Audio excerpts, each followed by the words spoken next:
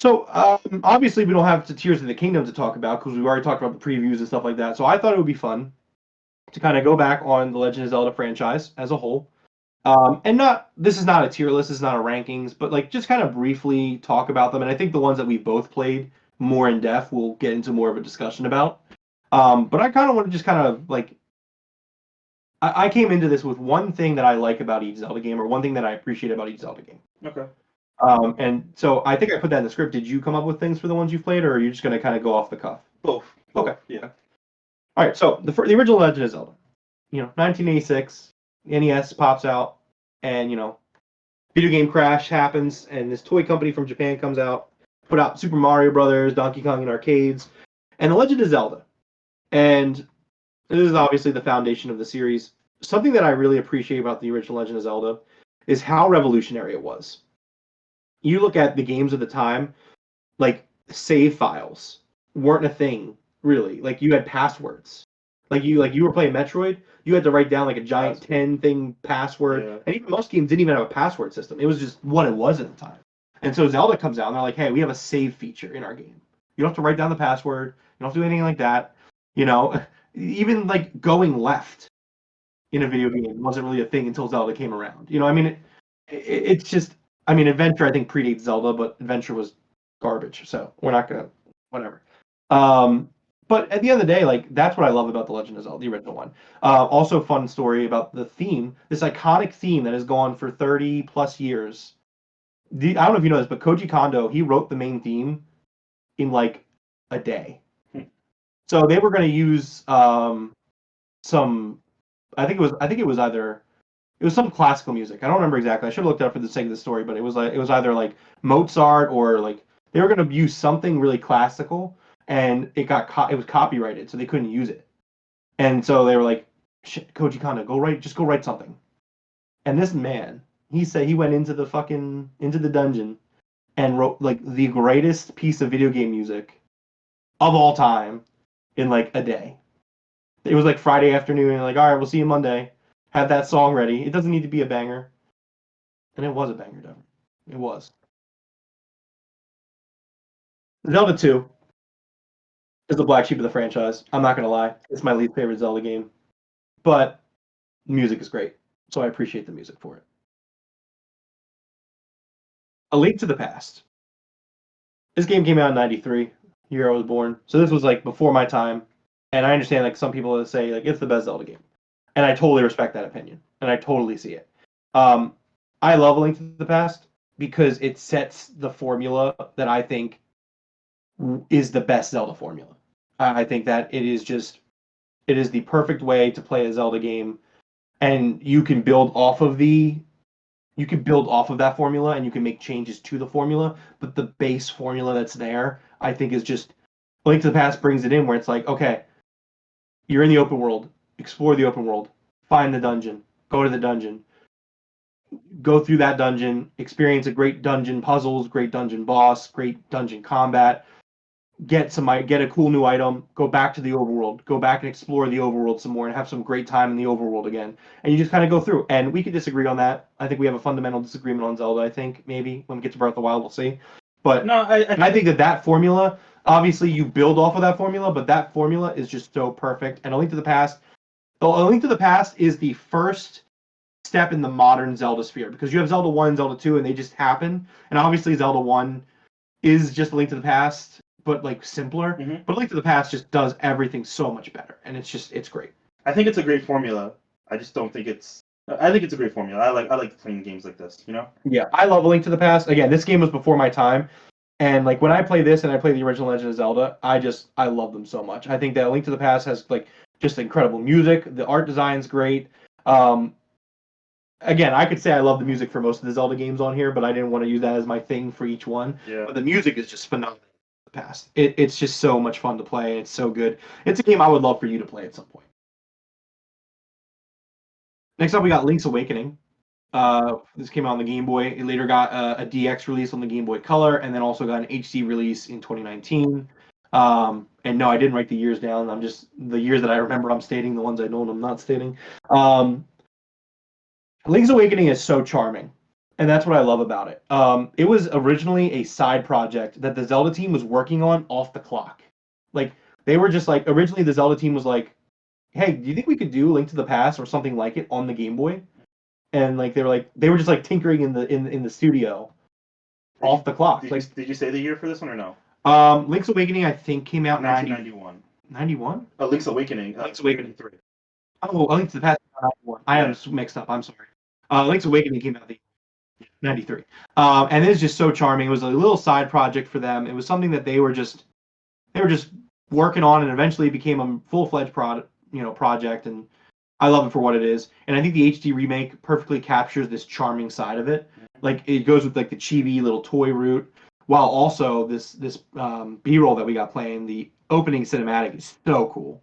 It's so good for Link's Awakening. But so that's why I love Link's Awakening for. Yeah, this is one I have to play. Link's Awakening is really, really good. I would say you just play the Switch one. But the Game Boy Color one was cool though, because it also added because it was in color, it added a Game Boy Color dungeon where like all the puzzles were color based, and it gave you a really good reward, like a new tunic, which could either double your attack or half the damage you take. But like if you played it on the Game Boy, you wouldn't be able to do the puzzles because they're all color based. So you had to play it on the Game Boy Color, which smart from their side because make them buy a Game Boy Color, but also it takes the tech and it utilizes the tech. Which Nintendo always does. They always do. Yeah. For better or for worse.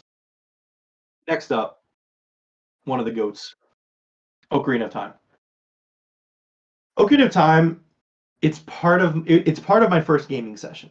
It is one of the two games that made me fall in love with games. Before you finish, I looked up the games by release date. Sure. And there's like 5 games in between. Is it the BS Zelda games? Well, the BS ones. There's 2 BS ones, and then there's Zelda's Adventure, 1994. Why talking about the CDI games? I'm just saying this.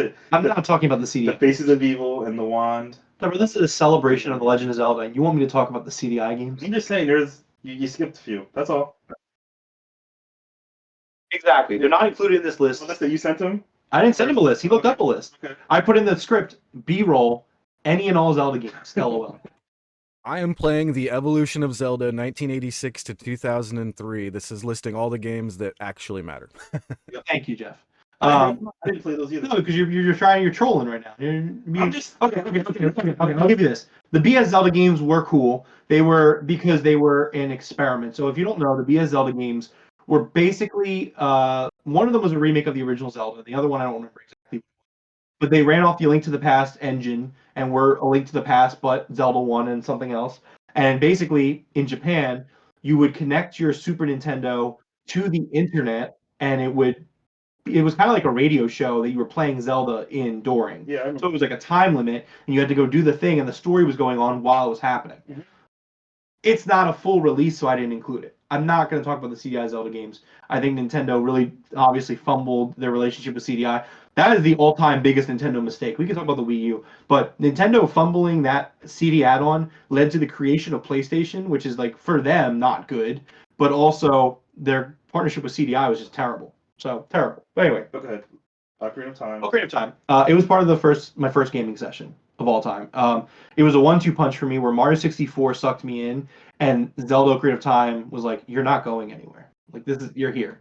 Yeah. This is who you are now. It's not my favorite Zelda, which goes against the core philosophy that your first Zelda is your favorite Zelda. It's not my favorite Zelda.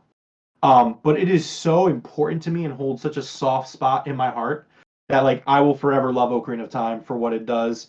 And it also goes that further route of the way, okay, Link to the Past set the formula for Zelda.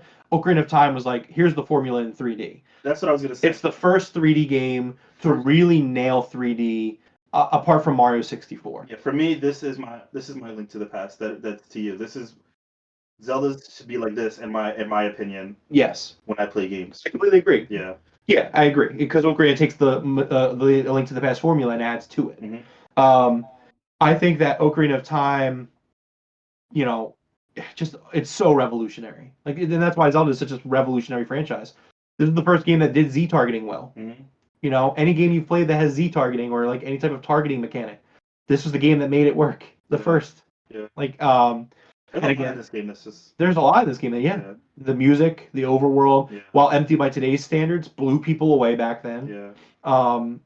yeah. It is an incredible. Which I don't know if I agree with the emptiness thing. Like I think like I think it's by a good today's size.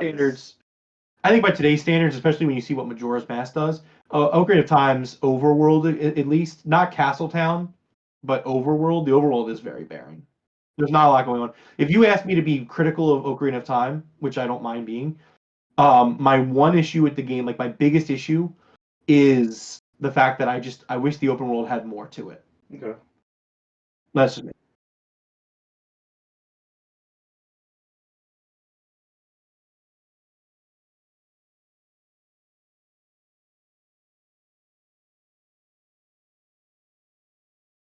I believe it was a 99 or 100. It was it was the Yeah. highest rated Metacritic game. I think it still is, but it was at one point the highest rated Metacritic game. Yeah, I can't see it being any below 98. You would be correct. It is rated a 99 out of 100, and it is still the highest game of all time on top of Tony Hawk's Pro Skater 2. Yep. Yeah, man. Again, I love Ocarina of Time. It's such a good game. It's just excellent, and I love it. I also want to point out the 3DS game. I appreciate it, the 3DS remake, for the quality of life features that are added. I think that I don't think Majora's Mask 3D is the essential way to play Majora's Mask, but I do think Ocarina 3D is probably the essential way to play Ocarina. I just wish that it was on a home console, not a 3DS. Who knows? Maybe that collection that Jeff Grubb swears exists does exist. I think it does. I think Tears of the Kingdom just kind of ruined their release plans for all the other ports and stuff. Because they don't care. They'll sit on the port for 4 years before they put it out. Yeah, but also this game is way too important to release in a pack. They're gonna release this individually, I think. Maybe. I don't know. Anyways, yeah, I love Ocarina of Time. But let's talk about Majora's Mask. Majora's Mask is one of my favorite games of all time. And something that I like, there are a lot of things I could choose that I love about this game. The one thing that I choose about Majora's Mask that I just love, and I think that even to this day, games just haven't been able to replicate in a lot of ways. Some games have. I don't want to say no game has. I just love how alive this world feels. I think that like the characters that fill it, like it's for Majora's Mask, it's not about the overall narrative, but it's the narrative of the characters that make Majora's Mask such a masterpiece. Like just going from like in Clocktown, and like say it's day one and you're walking around and like people are like, everything's fine, nothing's wrong. This moon falling this is stupid. People are dumb. Everything's gonna be fine. You get to day two, it's like, all right, well, carnival's gonna be fun. You get to day three and people are like, holy shit, we're gonna die. Like just each of these characters, every character in this game, every NPC in this game has a story to tell, has a routine that they go through the 3 days that like you need to like thank God the Bomber's Notebook's in this game because it's like you can miss so many things. There are so many things you can miss in this game if you're not, staying in tune with the characters and what they're doing. And I think that at the end of the day, that is what Majora's Mask does better. And I will always be marveled at the fact, and this is a bonus. Another thing I appreciate about Majora's Mask is on the developer side is the reflipping of development assets from Ocarina to make this game in about 8 months. Or 9 months, whatever it was. The fact that they made this game in under a year, and like sure, the dungeons, I think the dungeons are some of the weaker dungeons in 3D Zelda, but it is a masterpiece. And the fact they made it in the time they did, love it. Love the darker Zeldas too. What do you think about Majora's Mask? It's not my favorite. Okay. I like Ocarina of Time more. Okay. The things I do like about this, the new mechanics they add, like I love the mask. I love changing into the characters, becoming the character. I love the darker tone of it. I think that's probably my favorite thing about it, the darker tone. Yeah. I mean, yeah, like these characters, these are people dealing with the probability of death. Like that, like that's what you're dealing with here. Like you go to like all the areas and the sections of the land, like you go to Snowhead and you have these Gorons who are just like, yeah, we haven't eaten in days. Like we're like, and we don't do well in the cold either. Like this is not going well for us. Like there is a good chance that we are going to die. Like they don't even care about the moon. They're like, we're dying anyway. And I agree with you that I think the best part of this game are the characters. The characters you run into, solving their problems, and then potentially going back in time and completely undoing it. Like I feel like that's a little painful. Yeah. Like I think that's the biggest part of the game for me. Yeah, just going and like doing this cycle, and again, it's like it's not about it's like going through this cycle and like learning and being like, okay, so this is how I went down this cycle. What can I do differently to fix things? What can I do differently to help these people? And stuff like that. And again, it's a beautiful game. Yeah. It's one of my favorite games of all time. It fluctuates between this and another game as my favorite Zelda game. I love it for what it is. The 3DS remake, something I appreciate about the 3DS remake. While I do have issues with it because it does make the game worse in some ways, I do appreciate again some of the quality of life improvements. Much like Ocarina 3D, there are some quality of life things here that are really nice.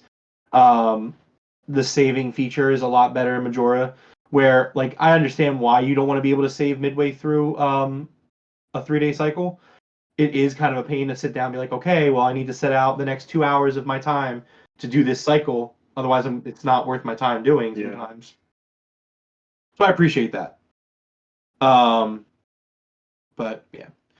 Next up, the Oracle games, which came out on the Game Boy Color. I'm not super big fan of the Oracle games either. I played the first one a few months, like last month, and I'm gonna play the other one probably after Tears of the Kingdom because there's no chance I'm playing it before.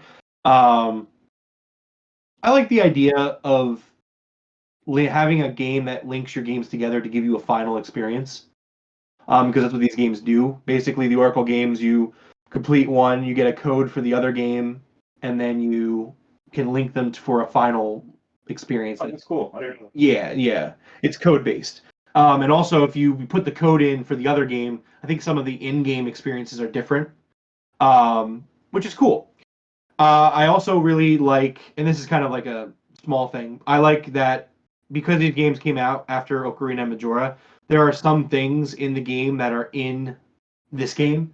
And like it's just kind of off-putting to see these things in an 8-bit setting. Like for example, like the Song of Storms, like the windmill guy is in Oracle of Ages or Seasons, Oracle of Seasons. Why is that off-putting? Not off-putting, but it's like if someone told you that Nintendo had an official 8-bit Song of Storms track, you'd be like, I don't know if that's true, but it is.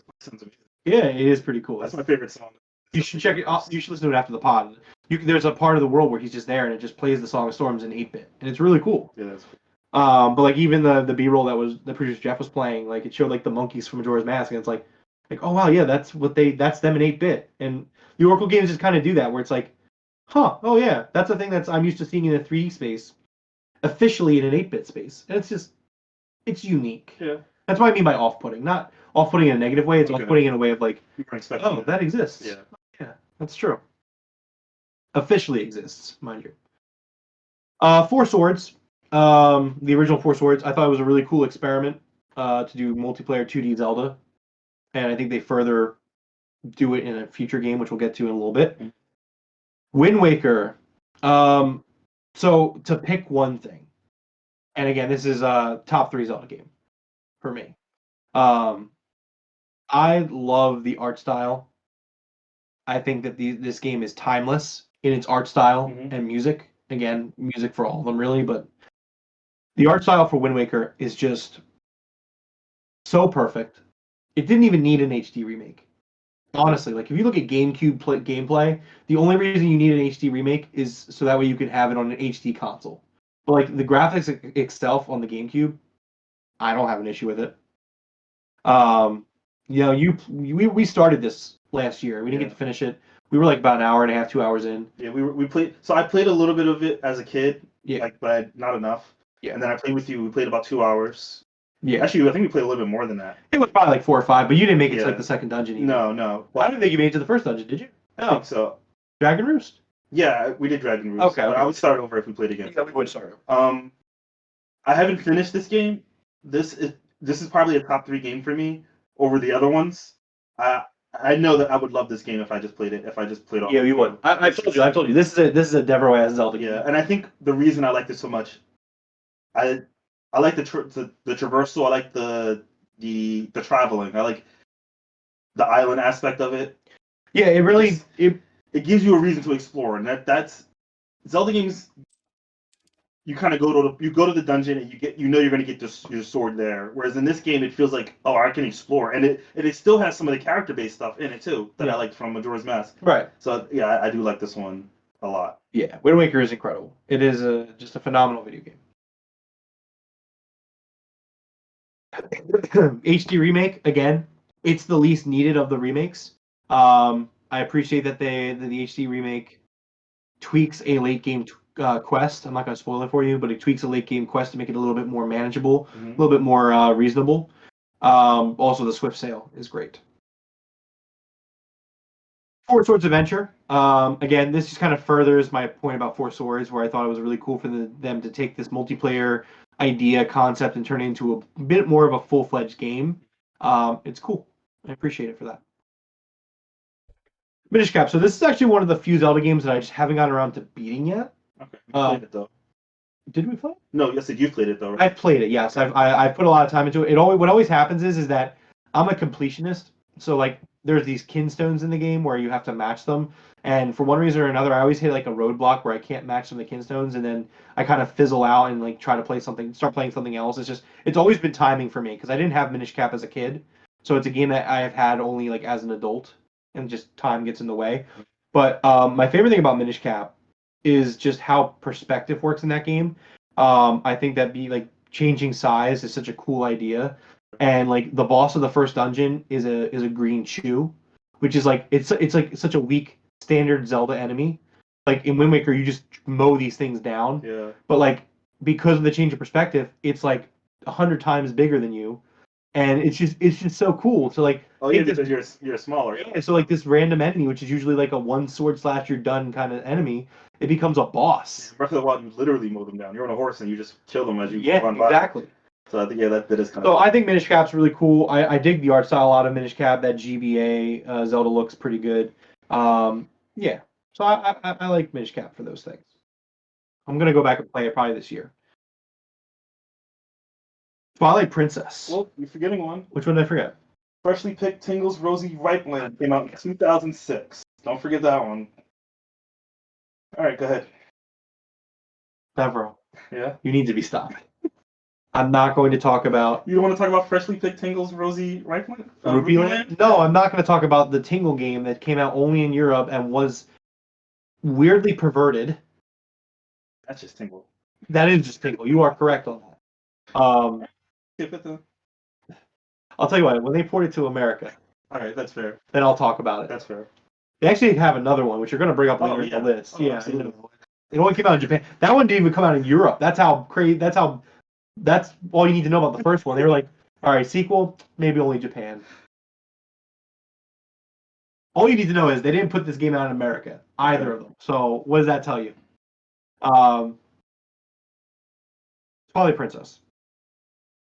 Another one, top 3 for me. Okay. I love the way I love Majora's Mask for its character narrative. Mhm. I think this is the best overarching Zelda narrative. If I had a list, this would probably be if I thought about it, this would probably be my 4th favorite. Yeah. Well, I mean, once we're done with Tears of the Kingdom, we're going to do We'll do ranking lists and we're going to do all that. I think we're going to do a ranking list and a tier list and see how it shapes up. Mm-hmm. Because that'll be fun. Oh, go ahead. I'll let you go first. No, go ahead. You can say. I was gonna say another thing. About Twilight Princess. My favorite thing when I first started playing it started out as my least favorite thing about the game, and by the end of the game, it became my favorite thing.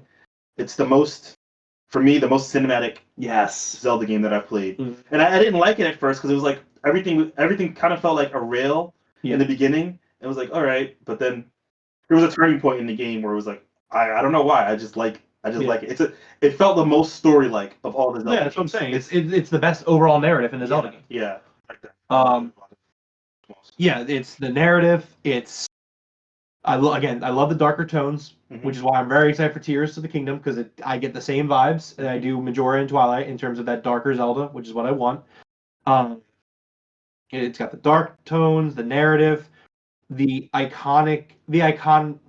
imagery is what when you ask me to think of Zelda, like the franchise, Twilight Princess is what I think of.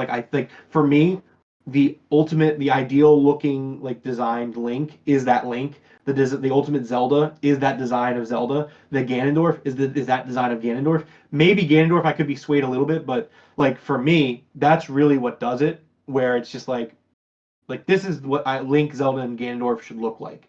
This is like I don't know, like that. Maybe that's like a weird thing to say, but like for me, that's like my favorite designs of those characters. Um, but again, yeah, the narrative was just incredible. Dark tones, cinematic, like you said, just super cinematic. I know I was only saying one thing. I think Twilight Princess hosts the best dungeons in the franchise. Um, That's big. 'Cause yeah. I disagree with that. Okay. What have we mentioned the game yet that you think is the best dungeons? Yeah, I think Ocarina of Time probably has Okay. as the most. I guess I played it as a kid and it was like, okay, I can do this. Even the water dungeon, it was like, I like this. I think Ocarina of Time has phenomenal dungeons too, but Yeah. I still give my The reason I don't spot. go into Twilight Princess is because again, it is more linear in the way you play. Like it felt like Really, I completely disagree. I think that Twilight Princess dungeons actually reward exploration in them because they have heart pieces in them. yeah. Whereas Ocarina doesn't do that. I think that it's a great idea for Zelda dungeons to have more treasure than just the item, and I think Twilight Princess does that, and it's really awesome. All right. Yeah. For me, it isn't. I like the game in general. I think also Twilight Princess, the dungeons are laid out in a way that I like to explore dungeons. Where like okay, like some people there is some circling back in those dungeons where it's like okay, here's the main room and there's four different paths and like you're kind of gonna loop around each four paths. Like some people may not like that. I personally like that's how I organize playing a game even if it's not set up that way. Like I'm like okay, like I'm gonna explore this dungeon or this area. Let me start here and then I'm gonna loop back and then go around. You know, kind of like bam, bam, like you know what I mean, like Yeah. point A to point B, then back to point A, then to point C, then back to point A, Yeah. then point D, just to make sure I get everything. I don't want to miss things. Very meticulous, you know. I think that's this game is very easy to get everything in a dungeon, and I think for me, I don't know why that takes away from the game a little bit. Okay, I For can the understand. dungeon aspect, I should say, not the whole game. Yeah, the HD remake was good because I appreciated that it made the game look better. The dark tones look a little washy on the Wii and the GameCube. Admittedly, I didn't play the GameCube version because I played it on the Wii. I also appreciate that the HD version lets me play it like the GameCube version, where it's Link is back to being left-handed and it's not mirrored, and you can use controls. I like that. Next up, Phantom Hourglass. Oh wait, you forgot Tingle's balloon fight. Next up, 2007. Next up, Phantom Hourglass. Pop those balloons. Next up, Phantom Hourglass. So again, this is like just being completely honest. This is again one of my least favorite Zelda games. Man. I appreciate that it continues the Wind Waker timeline. I appreciate that it kind of the Tetra's back and Link is back. Yeah. And, yeah, I appreciate it for what it is. Not a fan of the DS gameplay. At least in this one, I think Spirit Tracks is a little bit better in the gameplay perspective.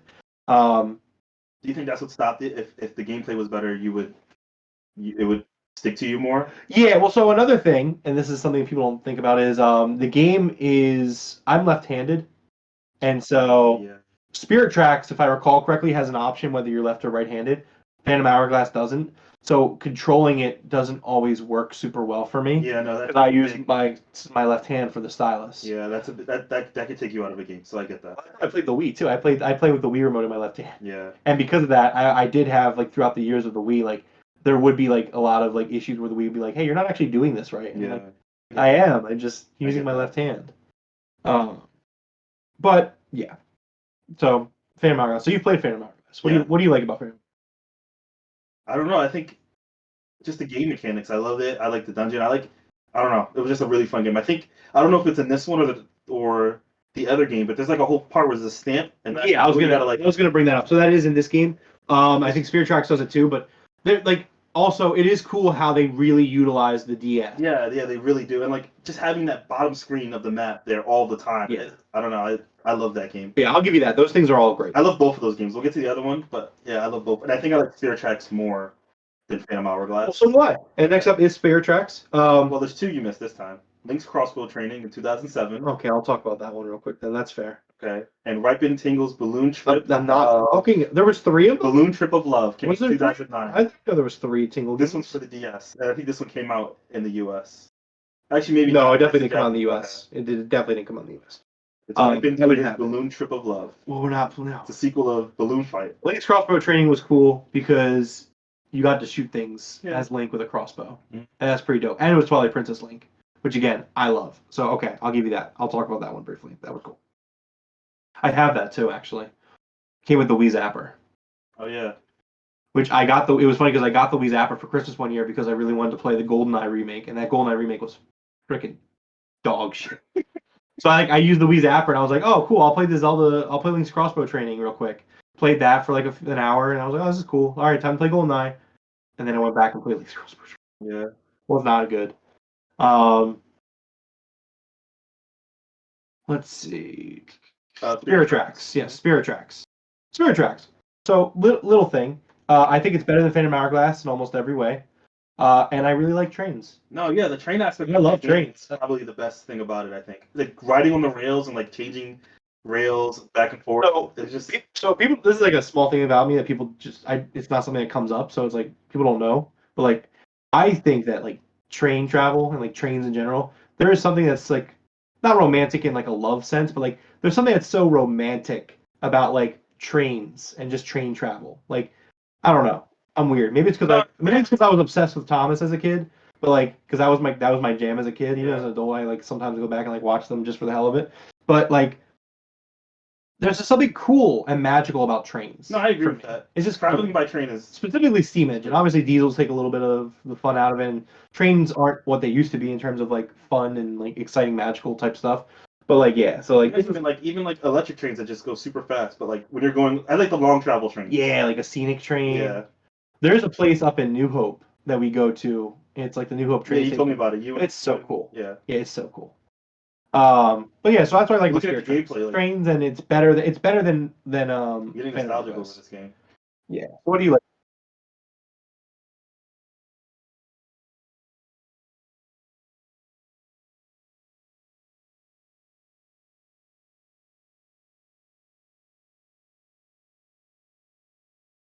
That's cool. That's really cool. Trains are cool, man. I love trains. Mhm. Trains are great. I mean, yeah. Hey, I go over the bridges that you like, so there you go. Yeah. So you have anything else you want to put on Spirit Tracks? No, I like the traversal of it. Like Yeah. that It is really the traversal just It gets is really cool. Yeah. Hey, you got a little whistle in it? Yeah. Yeah, it's really good. It's fun. It's a good time to be had. Skyward Sword. You haven't played Skyward Sword, right? Or you have? No, Skyward Sword I haven't played at all. The other ones I played a little bit of were finished with you. Skyward Sword Right. is one I. We're gonna play that one too. I think we have plans. So Skyward Sword for me, It's a very pretty game. it's a very pretty game. And the music's great too. Okay, music. This is Zelda. For Skyward Sword, I think it's my least favorite 3D Zelda game.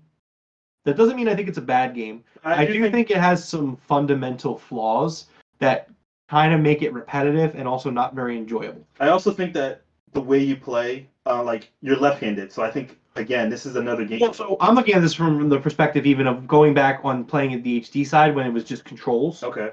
Which that is something I'll talk about the HD in a second, but I definitely enjoyed Skyward Sword much more around when I could play with like actual controls, because you are correct, when I played it for the Wii, I was very frustrated by the controls because I couldn't get it to work because I'm left-handed.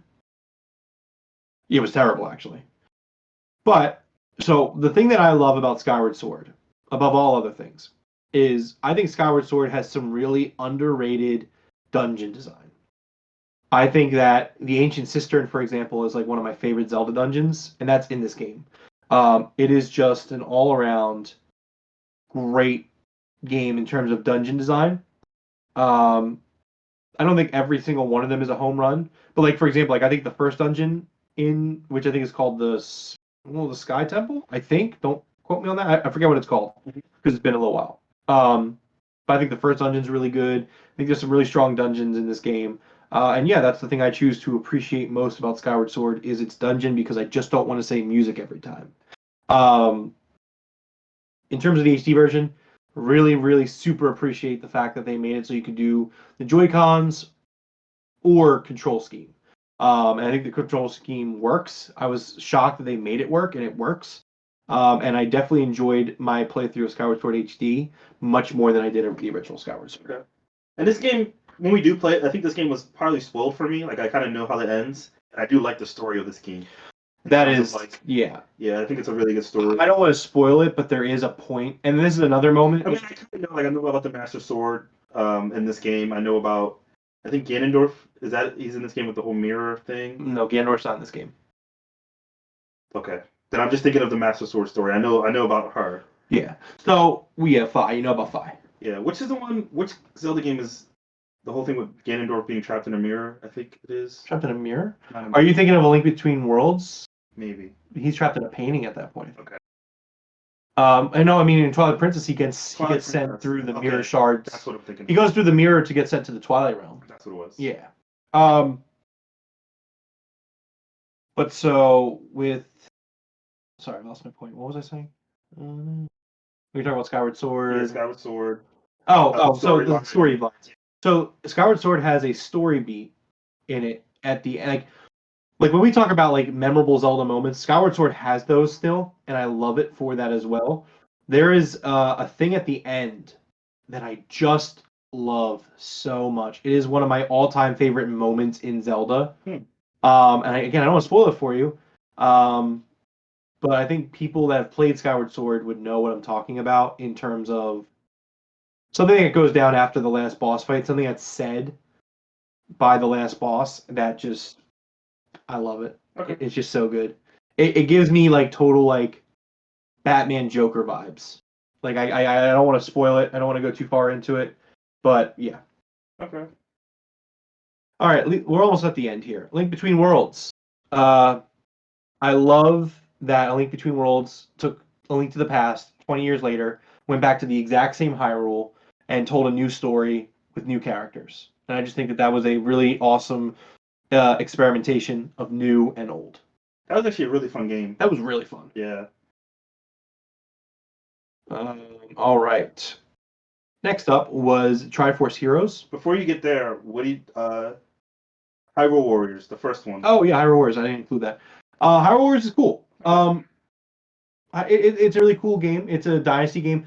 Hyrule Warriors is like the ultimate fanfare Zelda game. Oh yeah. If you're looking for like, again, I talk about like Zelda-ass games and like Zelda moments and like things that make me go like, fuck yeah, Zelda. That Hyrule Warriors is just one of those. packed with them. So that's great. Next up, Triforce Heroes. Next up is Breath of the. I have nothing to say about Triforce Heroes. I have nothing. I sat there and I was like, it doesn't do a better job than Four Swords in my opinion on the 2D on the co-op experience. It takes it and it's like it's level based still. Instead of 4 players, it's 3 players. I don't like the story. I don't like why Link's there. I don't like the costume idea. I think Link looks stupid in a lot of the costumes. I failed to get into this one. It is my least favorite Zelda game. Like I say Zelda 2 is, but like at least Zelda 2 I can sit there and be like, oh, I like the story a little bit and I like the music. I don't have anything like I'm sure like for what it is, it's a solid game. I don't think it's a bad game. Looking at it, it looks pretty. Like I just don't have anything nice to say about it. I don't think it does anything better than any other Zelda game. I don't think it does anything necessarily well or different. I haven't played it. I don't know. I guess you could say, okay, it's wireless co-op because it's on the 3DS as opposed to the Four Swords games require the GBA adapters, like the connectors. Like, okay, maybe that, but I don't know. I just don't have anything nice to say about it. Gotcha. It's a Zelda game. Breath of the Wild. I appreciate Breath of the Wild for the open world that it has and the scale that it has. I think Breath of the Wild is an excellent video game, but in terms of what I expect out of a Zelda game, it's bare bones, and we're going to disagree on that. Absolutely. I think that narrative-wise, it's a very weak narrative that is strung together by memories that happened in the past. I'll give you that. And number one, like I found them, but they're not easy to find. The narrative is very like you really need to like go looking for the narrative, which I'm okay with going looking to find more details, but I think the main narrative, like it's just not there. The lack of dungeons hurt the game. I think that how do I want to put this? It is the first Zelda game where I look at it and I'm like, do I even want to complete the Zelda game? Like, is this a game I want to complete? To complete, I agree. Because like and I think that like at the end of the day it does lack some structure, and I understand you're gonna take that as, oh well, you just want it to be linear. Not that I want it to be linear. I want there to be some structure. I don't like the fact that you can just walk to Ganon and fight Ganon in 15 minutes. I don't like that. I think that because of that, it discourages exploration more than it encourages. It does. No, it does. It does. It does. Everything. There are players who are like, okay, like I'm good with just going in there and doing it, and if you're good enough, you'll make it work. No, that's absolutely, and I think that's cool. I can't do that. I'm going to do all the beast, and I'll go get Ganon. But this game is everything about this game says go out and look at our world. Everything about this game is exploration. They built this game. They said we want you to explore every part of Hyrule, and then they built everything around it so that you go and get this. You go out and you just explore, and you're not punished for exploring either. You find a weapon, you don't have to. Oh, I have to be level 25 to use this weapon. No, you find this weapon, you can use this weapon no matter how strong or weak it is. There's everything in this game is a consumable except for the Master Sword, which I guess it is a consumable. I'll put that to the side for now. But everything in this game is a consumable, so it's always management, especially weapon management. So when you go up into when you see some enemies, your options are I can leave those alone. I can not fight them. I can fight them because maybe they have better weapons. And then you can. I'm not going to use my strong weapons because there's a Lionel. I can use my adventure sword, or I forget what it's called, my soldier sword. Yeah, it's all very it's all very forgettable. And I can go fight these enemies and not worry about it. But my flaming sword has many uses. I can keep it on my back and climb up a mountain, and it'll keep me warm. Or yeah, look, I'm not trying to say that this game isn't incredible. I'm not saying that. I think that's where our disconnect always comes in about our disagreements about Breath I think of the it's Wild. your reasoning why it's not as good as the others. I think it's an excellent video game, but it's not an excellent Zelda game. I think that at the end of the day, like it does a lot of awesome, really cool stuff, but things that I want out of a Zelda game, whether you can disagree or agree or disagree, like there are no dungeons. I think that the divine beasts are not fun to play, like to go in them, and the bosses. There's no bosses in the game. It's all the same Thunderblight. It's all the different kinds of the Blight Ganon. So there's not a lot of variety there. So there's no flavor. It feels like there's no there's no dungeons. There's no different bosses. Runes replacing items is fine. I don't hate it, but I don't necessarily love it either. Because you're not supposed to go out. You're Link. You are the youngest soldier who ever graduated from Hyrule, whatever academy. What people don't even know that because the narrative just isn't. No, they say it in the game. I know they say it, but I'm just saying like you have to really go and look for these memories to get that stuff. But again, you are Link. You are already capable of everything. Any weapon you put in Link's hand is a weapon, and that's fine. Down to a stick. But your job is to go out and just explore. That's it. Yeah, but going further on my point, like I don't think the music outside of Kaz's theme, and there is some very nice like because the style of music is not what they're going. It's a different intention. Yeah. But I think the music largely remains unmemorable to me. Which compared to every other game, like there are not bad Zelda games because I don't think there's such a thing as a bad Zelda game. But there are games in this franchise that I look at, I'm like, yeah, I'm not a fan of that one. But I still look at the music and I'm like, yeah, but that music is still dope. Like outside of Kaz's theme in Breath of the Wild, like there's not really much there, and like There is though. You're not counting the ambient music of just traveling. No, I understand that, and the ambient music is great, but it's not something that I look back on. I'm like, man, I can't wait to listen to this ambient music again. Like, but it's not just one song. The ambient music. It's a bunch of songs at different times. When it's raining, when it's storming outside, Song of the Storm plays in the background on the piano. I get that. When you're around Fairy Fountain, when you're standing in Fairy Fountain, it's just Fairy Fountain's theme song. When you're around it, it's the piano music of Fairy. I understand that, and again, you're making great arguments, and I'm not saying I don't love Breath of the Wild. But your It's not the arguments just don't make case. sense to me because it's there. It's in the game. It's there. It's right there. I played it. It's in my hands. It just for me, it just doesn't like. There are moments and glimpses, but it's not. I don't know. I get that it's not for you. I honestly do believe it's the linear aspect of the game. It's not the linear aspect of it. That's the You only asked me thing I what think of. my least favorite thing about Breath of the Wild. Because your most favorite game right now, I know it changes, is the most linear game. I just don't think it's not about being linear because I didn't mind exploring the world in Breath of the Wild, and I Or think maybe it's the formula of like going to a dungeon, getting a weapon that unlocks another dungeon that you go to, and it's like that formula that you. I do like that formula a lot. I think that and I do feel very confident that Tears of the Kingdom has dungeons at this point, based off previews and what people are saying. Will the lack of dungeons mean that I dislike Tears of the Kingdom? No, because I don't dislike Breath of the Wild. Mhm. I do troll you a little bit, like when we were playing. I'm like, this is dumb. I don't mean that. Like I enjoyed Breath of the Wild. I do enjoy it. I know. And I love it. It's a great game.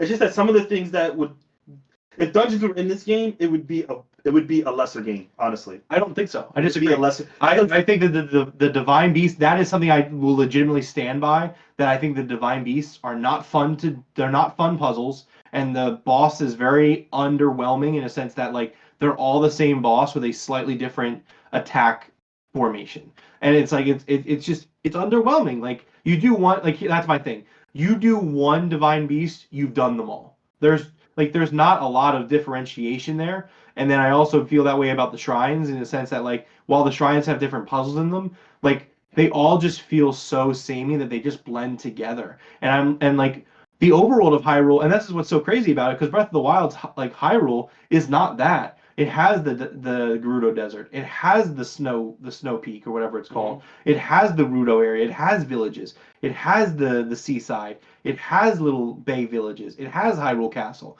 It has Death Mountain. It has so many different locations.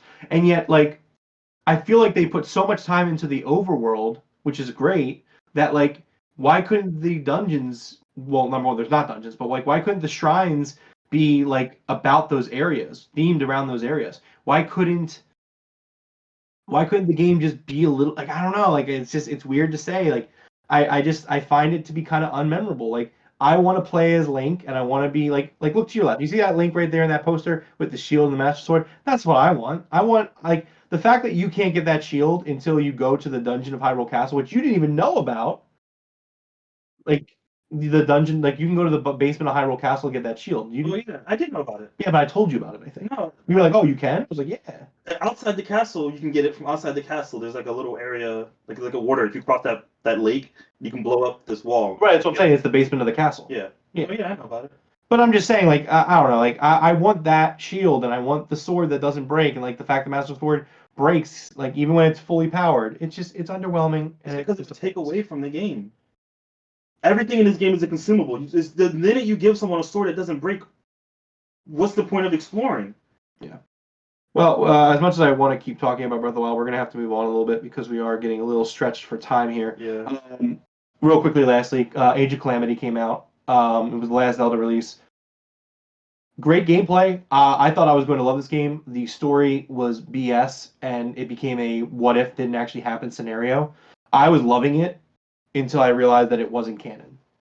When I found out it wasn't canon, I was like so instantly taken out. Yeah, there was so I didn't play it, but I heard like there were so many things they could have done. They could have just told. So what's the cool story is of- here's what's cool about it. So they make it seem like it is what leads up to Breath of the Wild. Yeah, And I was loving it. It's kind of like that. Again, like I like the darker Zelda, so like to see like okay, this is the downfall of Hyrule.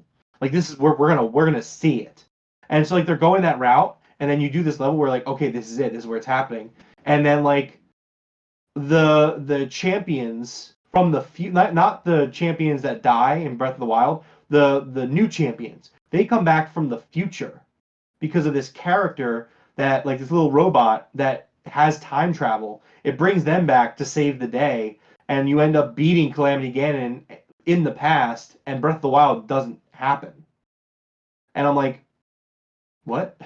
Why did you do this? Yeah. Like, and like they were killing it from a narrative perspective leading into it, like where it's like, oh, this is getting good. Like we're like the levels like Hyrule Castle under attack. King Rome is in danger. Like what? Like oh my god! Like he like it's not looking good. Like we're we're screwed here. Yeah. And then like all of a sudden it's like, don't worry guys, everything's fine. Breath of the Wild didn't happen in this timeline. And I'm like, I understand Zelda, so you can mess with timelines, but like, it left such a bad taste in my mouth. No, I get that. Like this could have been like a really good companion piece, like a must play for Breath of the Wild moving forward, and it ends up just not being that. It could have been. What was the Star Wars movie? Rogue One. Rogue One. It Yeah, could have been the it could, Rogue One. that's what I'm saying. It should have been the Rogue One Yeah. of the Zelda franchise. I guess they didn't want to kill anyone off or anything like that, which it would have been. It wouldn't have killed anyone off though. I mean, we already know they die. Yeah. So like, what are you gonna do? I didn't play this one. I think you did. I'm not sure. I think I did. No, this is another one. Cadence of Hyrule. That's another one on the list. I played it. Okay, It's so you fun. like it, Yeah, it's challenging because it's rhythm based, but it's fun. yeah. Okay. Then yeah, I think we did it all. Yep, that's the Zelda franchise. Two really long topics back to back, which led to a really good show. Again, thank God there wasn't a lot of news headlines. Yeah. I don't know. But I'm very excited for Tears of the Kingdom. Very excited. I'm going to be picking it up Thursday at midnight. Probably won't get to play it till Friday afternoon, but it's fine. It is what it is. But I'm very excited for this game. I agree. All right. Well, that's going to just about do it for us here at the Game Room Podcast. This is episode 25. Please leave a like and subscribe if you're listening to us. Thank you for everyone hanging out today. It was great to see TJ and great to see Unknown Error, amongst others. Follow us on our social medias in the description below. Deborah is not available on social media. Don't try to follow him. He will call the cops on you if you follow him. Absolutely. But next time we talk, we're going to be talking Zelda. Tears of the Kingdom again. Yeah. Not a review. Probably won't be a review. His first thoughts. It's going to be like, hey, we're a couple hours in. Where are we at? Yeah. But until next time, we will see you guys next week. See you later.